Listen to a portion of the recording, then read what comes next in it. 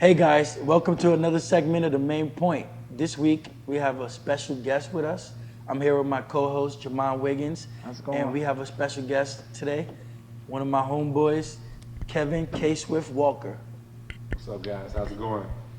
So today we're gonna get right into it. There was a big post that was online, and it was on pointfighter.com, and they were talking about the top senior competitors. I wanted to take that and just go a little further into it. They were talking about senior competitors that were active, that were non-active, senior competitors that competed in senior divisions, and some that didn't. Today, we're gonna talk about the ones that compete in the senior divisions only. So people like myself, Jesse Ray, Raymond Daniels, Trevor Nash, those guys will not be mentioned. All right, so don't think that I'm leaving anybody out or that I'm player hating, okay? I'm just letting it be known. I want to mention the people that are actually doing what they do. All right, so top senior competitors. I'm talking about fighting. Who do you guys think are the top 30s, 40s, 50s? What do you think, Jermond? Well, Kodaq, it's a lot of senior competitors, like you said, but the ones that I think matter are the ones who are getting out there on those Saturdays and, putting it on the line. So, if you're not in the 50 or the 40 or the 30-year-old division, fighting at that level, I don't think definitely you should be mentioned at all, even though your age might say otherwise. Just because, the division says 30 to 39 and I have an option to compete in the 18 to 29 doesn't make me necessarily a senior competitor. Yeah, my age is there, but that's not the actual division. So, in essence, some of the top guys out there, from the heavyweight, middleweight, and lightweight, it varies from weekend to weekend, but just moving into some names, Ernest Miller, Gerald Dawson, Troy Whaley, who else out there? Chris Chastain. Those guys, put a lot on the line, and it's a lot more names to it. But I think, But tell us who you think in the 30s and the 40s, because most of them were or 50s and one was 40. Gerald was 40. Well, that's what I was gonna say. I think there are those who win and those who dominate.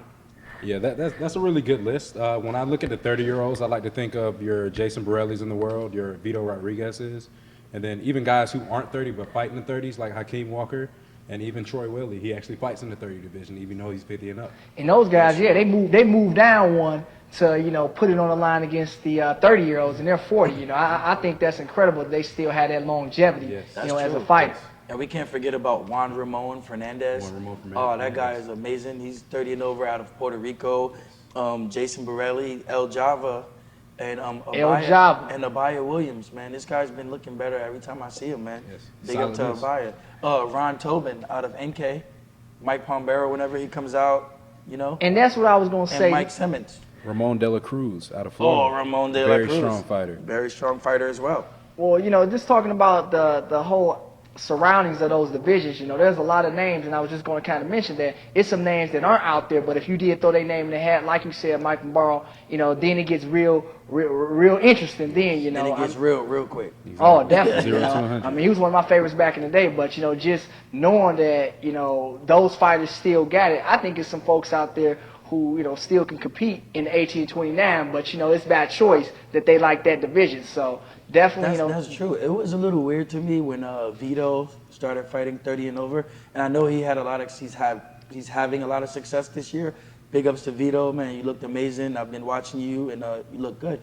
But man, I thought he still could go with 18 and over. If you ask me, he actually did both in Amerikick. He fought, I think he won 30 and over, and then he went and fought in Amerikick 18 and over, and I think he fought Josh Horwich. Definitely. There's no doubt about it. Vito is definitely one of the strongest. And I look at his transition into the 30 as more of a holistic approach because he's also doing well in weapons and forms as well.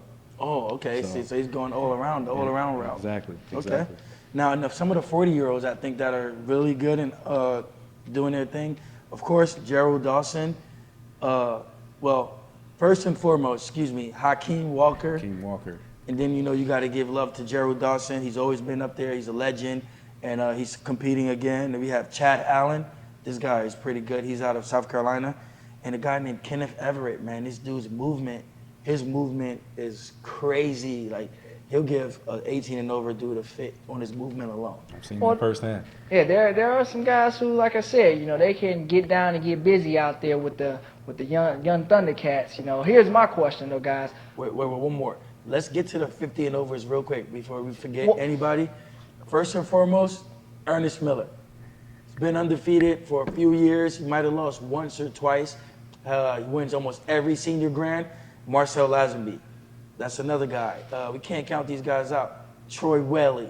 All right? These dudes representing for 15-year-olds every single time. And that's not- I got one more. Honorable mention for 40 and over, D'Angelo and Yes. Sumter. Out of Cincinnati. And he's from D'Angelo Sumlin. he's from the Richard Anthony Price's camp. In Cincinnati. Yes, Cincinnati, the Natty. Ohio. Yes, sir. The nasty natty. You know, I actually do like his style. You know, I fought with him in teams at the past at the battle, and also Ronald George. He can hold it Ronald down George, as well. of You know, course, you can't forget man. about him. You know, it's a lot of names we can't forget about. You know, but one of the discussions was, you know, what classifies a person as a senior, because it depends where you go. Now, in some circuits, you know, NBL for that matter, 35 and up is senior. In NASCAR, 30 and up is senior, and so on as it breaks off into the 40s and the 50s. You know, so when do you consider yourself a senior, at 30 or 35? You know, we'll leave that up to, you know, the audience to, you know, put their input on that. And I don't have anything else. I digress. Well, I think that you're a senior fighter after you leave the 18 to 29-year-old division.